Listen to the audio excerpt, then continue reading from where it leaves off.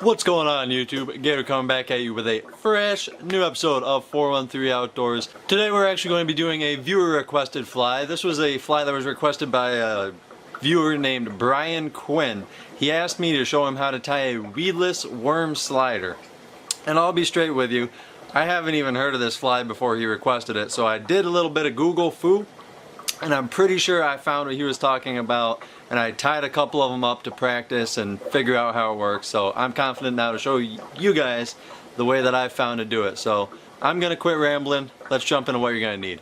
Alright, so the materials you're going to need to tie this fly include these tungsten beads. You can use brass or use whatever color you want. I'm just using these kind of gunmetal gray ones. You're going to need some of this flashy ice chenille.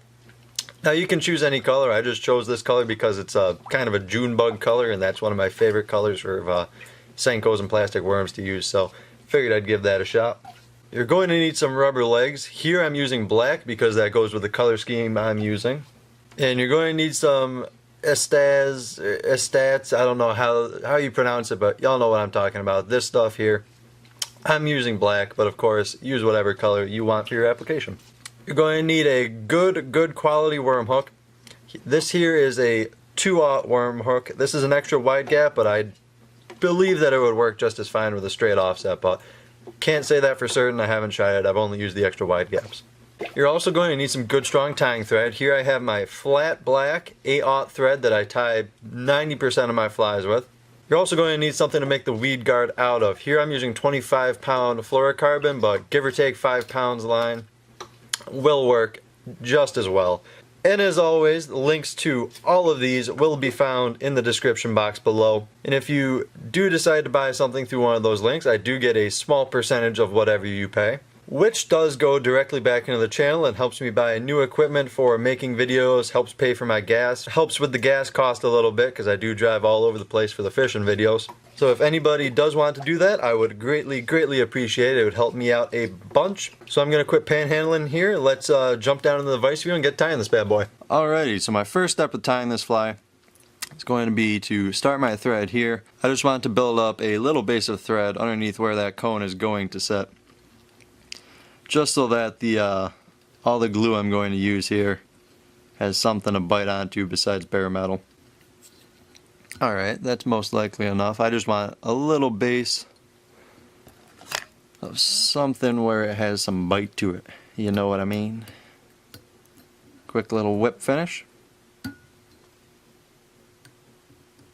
I actually just made a video on how to whip finish, if anybody is interested in learning that skill. Not too tough at all. Once you know how to do it, it is by far the fastest way to finish a fly.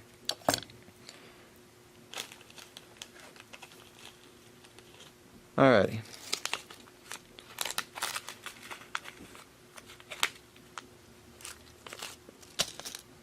Got my cone here. Easy to get started in the vise. And boom. Just like that. Now what I'm actually going to do here is I'm going to turn my hook upside down and tie it in my vise like this. Gotta go back to my thread. Get that all started up again. Broke my thread again. I'm having bad luck with that lately.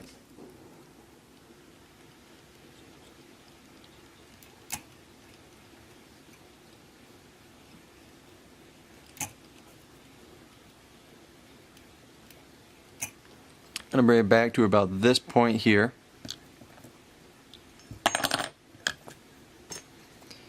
Trim off the tag from retying my thread. I'm going to take some of this purple chenille here.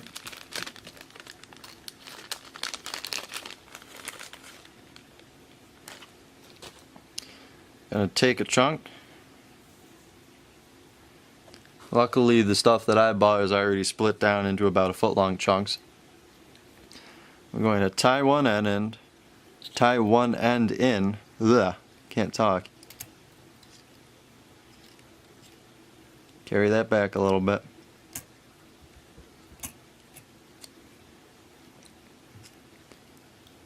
Then I'm going to measure how long I want my tail.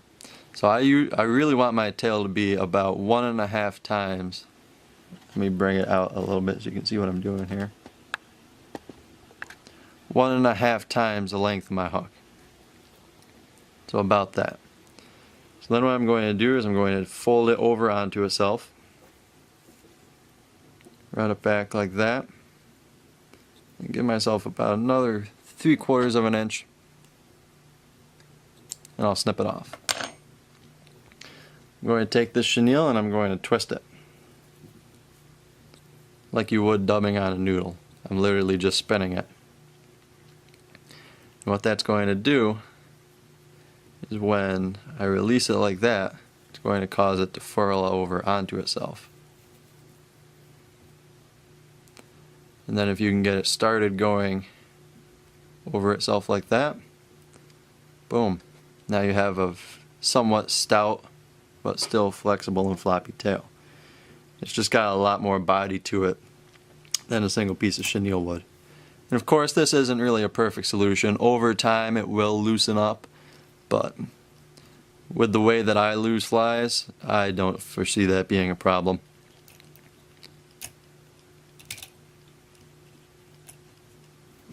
So just like that, we have our tail. I'm going to grab my chenille if I can pick it up with my big stupid fingers. There we go. Tie it back in at this point. I'm going to bring it up to about this point on the hook. Right about here. Get my bobbin rest over there. Then I'm just going to wrap my chenille up the body of the fly.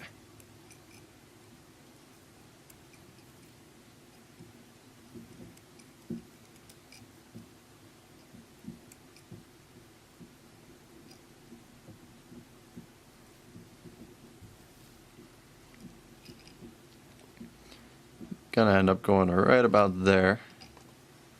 Get that out of the way. And then get some wraps over my chenille to lock it in.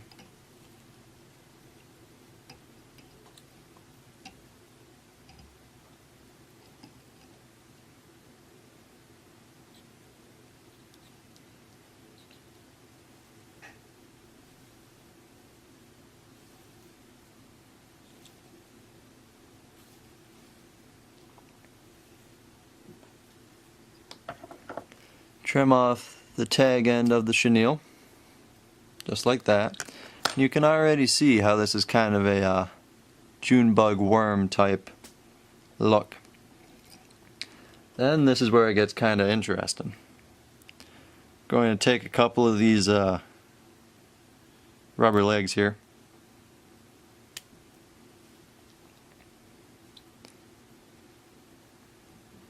Gauge my length. If I'm going right here, I want them to hang just about to the very back of the hook like that. I'm going to fold it over itself. Always cut materials a little bit longer than you think you'll need, otherwise it'll be short every time. I'm going to cut up all these legs to about the right length. That looks good to me. I've got a cluster of about 10 or so here. I'm going to tie these in right on top of the hook. So I want them to sit like that. Go back and forth, make sure all that gets good and locked down.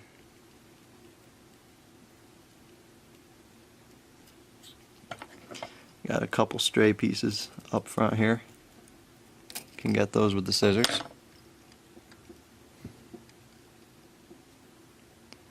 You can get that one right there.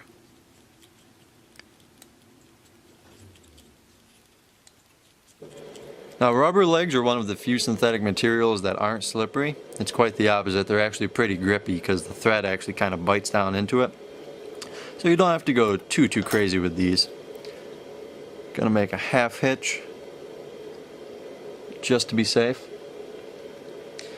Now it's time for For our black estats or estaz, I don't know how you pronounce it. I've always struggled with that one. I don't know why. Maybe I'm just an idiot. I'm going to take our black chenille here. I'm going to stop trying to pronounce it. Tie that in. Bring our thread forward. Now you want this cone here to sit right about there. You want it to sit right on that 90-degree bend where it starts going up into the eye. I'm going to get my bobbin rest back into the picture.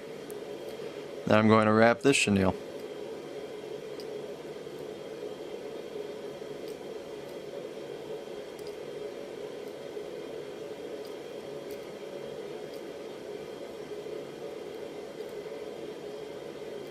One more wrap.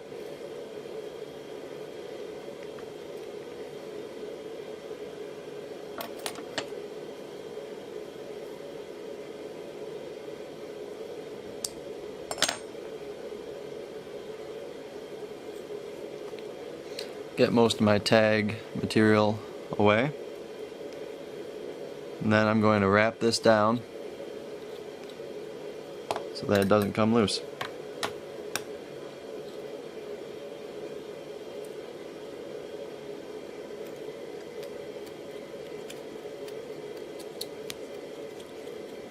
Get a good healthy wrap on that. Then come in, trim my tag off, and that way when I slide my bead down, we're looking pretty mint. Yep. That looks about correct to me. We're going to slide the bead back up, make a couple more wraps there just because I'm paranoid. Make a half hitch to hold my thread. I'm going to take my whip finisher. I'm going to whip finish off underneath where the cone's going to sit. And when I'm whip finishing, I typically like to do 2 sets of about 5 turns each. That's probably a little bit overkill, but better safe than sorry. Thread is cheap. Trim that off there.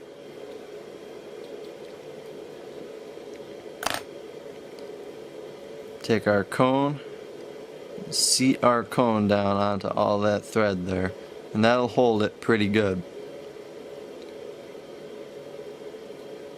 Just like that.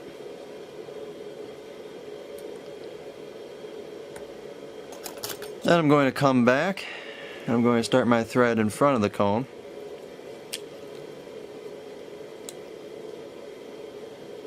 And I'm going to build up a little bit of a thread head in front of the cone.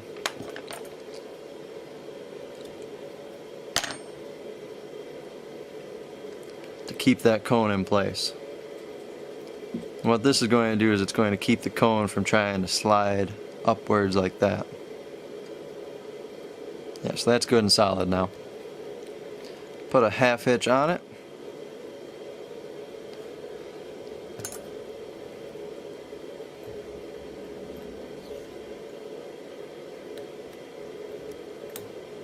Little whip finish action.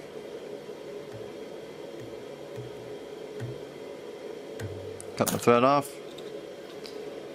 I'm going to bring my thread back up to the eye of the hook up here.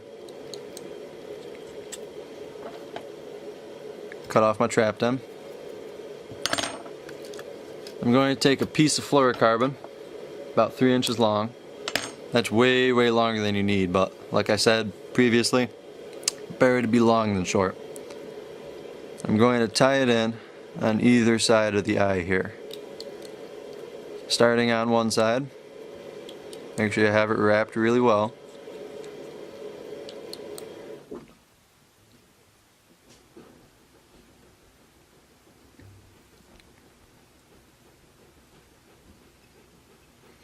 You're going to measure it to right about there. And then you're going to wrap it down on the other side of the eye.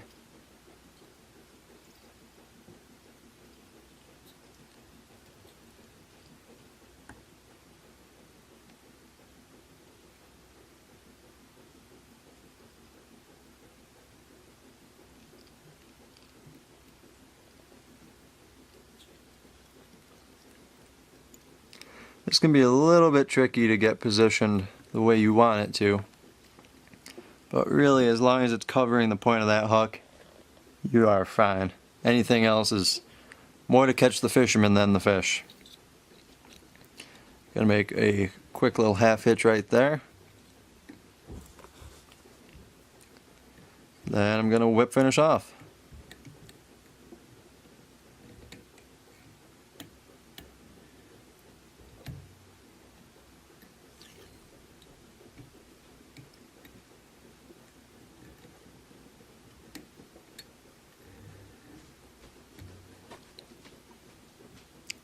Trim my end there, and boom, that is just about the finished product. Cut this piece off. Boom. Now what I'm going to do is I'm going to be very, very liberal with the head cement. For head cement, I just use clear nail polish because it's cheaper and it has kind of a I don't know how to describe it, more of a gel, it has a thicker consistency, I guess I would say, than head cement, which I really, really prefer. But of course, you do you. If you prefer to use an actual head cement, then by all means, go ahead. To finish it off, I'm going to take the fly, I'm going to stand it straight up in my vise like this. Get oodles and oodles of head cement. Pack it down into that cone there.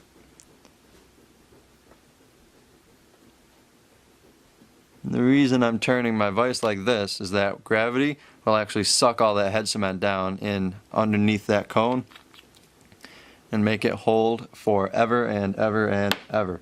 I was fishing one of the ones that I made previously. That's actually a video that'll probably come out about Friday. Went out fishing it and I was pulling it through some hard stuff, got it hung up a bunch of times, and the thing wasn't even phased. So this fly gets a thumbs up from me. Alright guys, that's it for me, Brian Quinn. I hope this helped you out. I hope this is what you were looking for. Drop me a comment below if it wasn't. Let me know if there's something else. Drop me a link or something. But I actually really do like this fly. Like I said just a second ago, I actually fished this for a couple hours the other day. Only got a good number of hits. Didn't get very many hookups, but I was very, very impressed by how weedless this fly was and how good the action was. It is a very, very good substitute for a rubber worm when you're pitching the fly rod. So if you enjoyed this video, which I sincerely hope that you did, I will put a playlist up there of all of my how to tie flies videos, and if you click that button right there, that'll subscribe to the channel, help me get to 5,000 subs. That would be amazing. So until next time folks, my name's Gator, and I'll see you later. Goodbye and God bless.